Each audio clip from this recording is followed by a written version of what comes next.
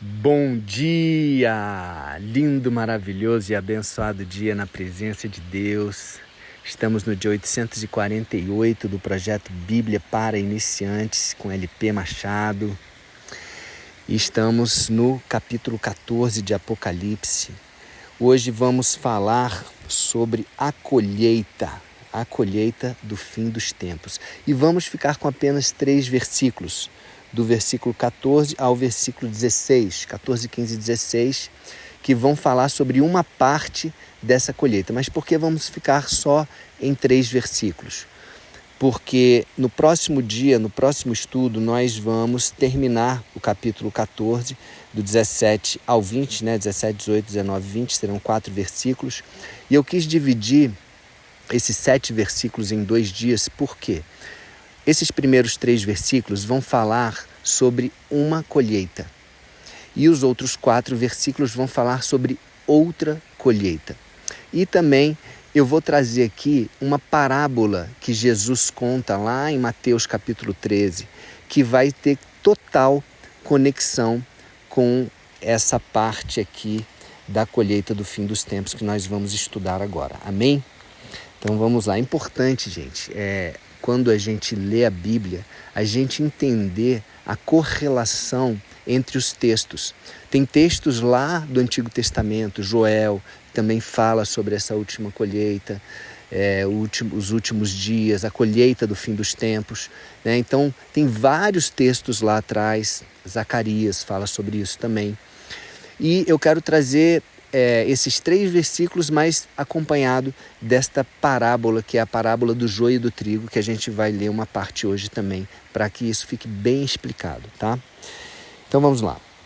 Versículo 14 diz assim: Então olhei e vi uma nuvem branca, na qual estava sentado alguém que parecia um ser humano, com uma coroa de ouro na cabeça e uma foice afiada na mão.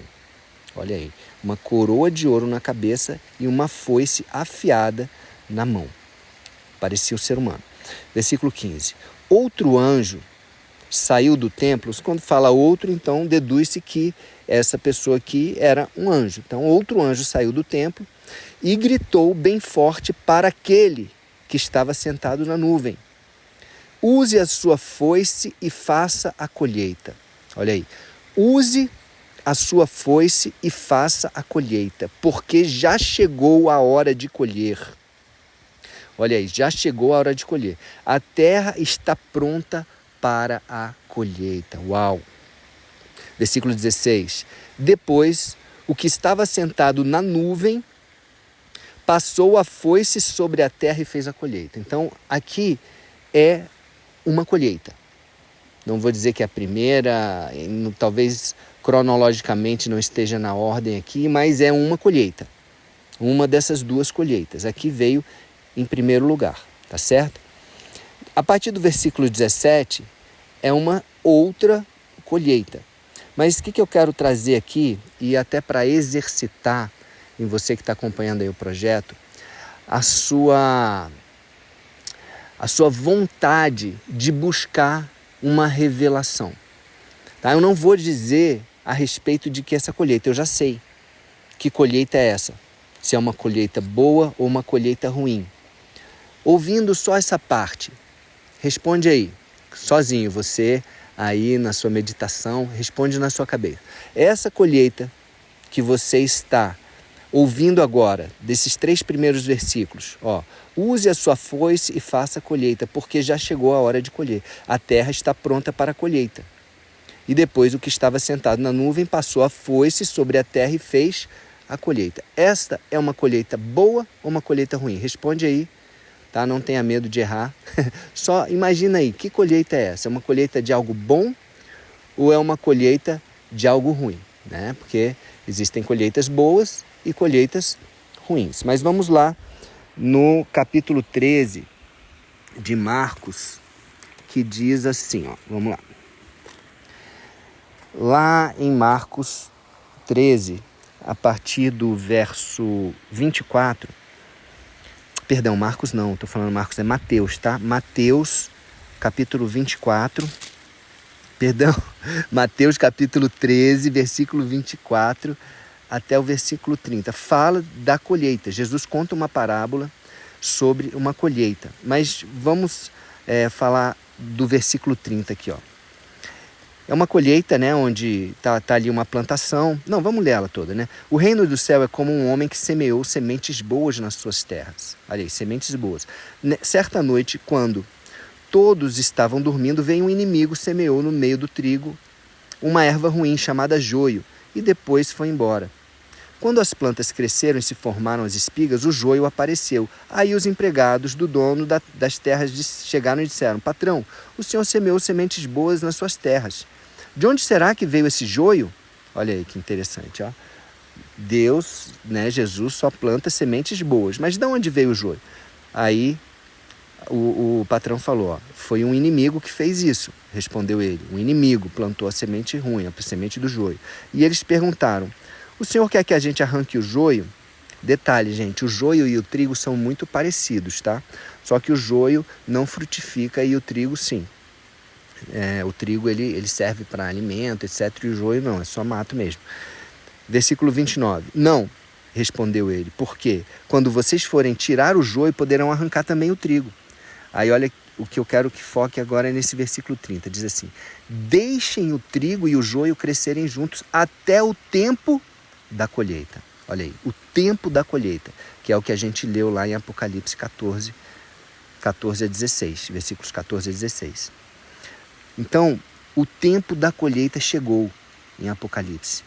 E ele fala aqui, ó, o tempo da colheita. Então eu direi aos trabalhadores que farão a colheita: arranquem primeiro o joio e amarrem em feixes para ser queimado. Depois colham o trigo e o ponham no meu depósito. Olha aí, primeiro o joio, né? Arranquem o joio, amarrem eles para serem queimados, tá? Vai chegar a hora certa de jogar lá na fogueira, mas depois vocês vão colher o quê? O trigo, e ponham no meu depósito.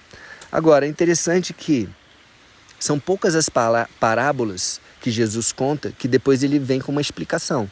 Tem a parábola do semeador, né, que ele explica, a parábola... Tem algumas parábolas que ele explica, mas essa daqui é uma delas.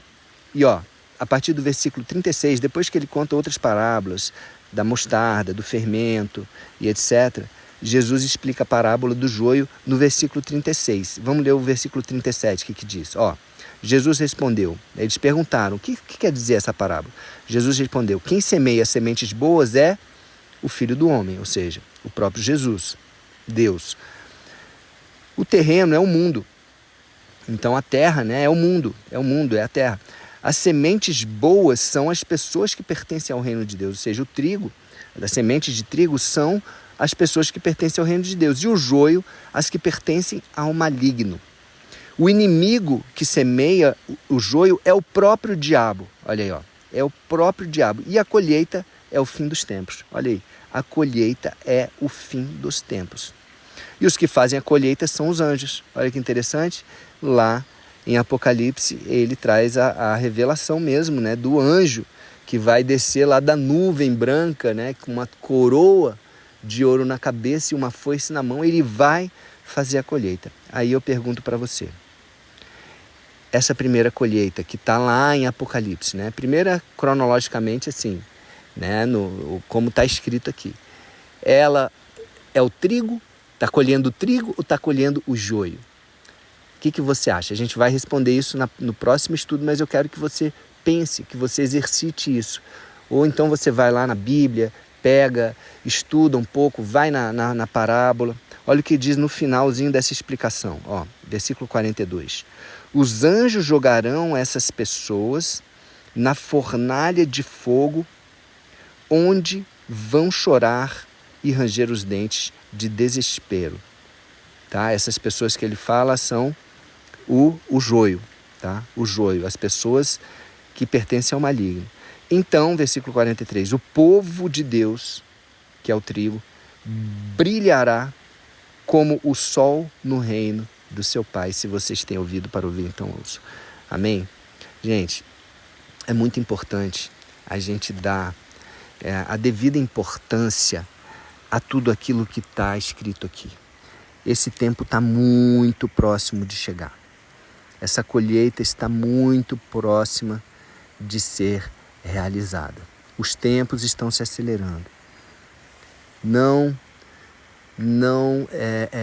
fiquem despreparados, não levem como nos tempos de Noé. Jesus fala muito sobre essa parte. Nos discursos de Jesus, capítulo 24 de Mateus, capítulo 13 de Marcos, capítulo 21 de Lucas, fala muito claramente, várias parábolas falando sobre o fim dos tempos, sobre esta colheita, sobre o juízo final. Os últimos dias estão chegando.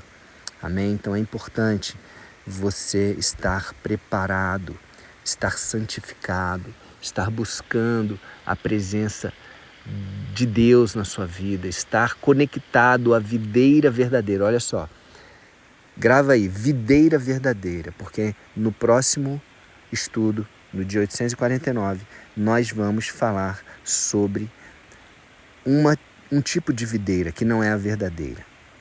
Tá bom? Fica a dica aí. Então vamos orar? Pai amado, Senhor, muito obrigado por mais este estudo, muito obrigado pela Tua palavra.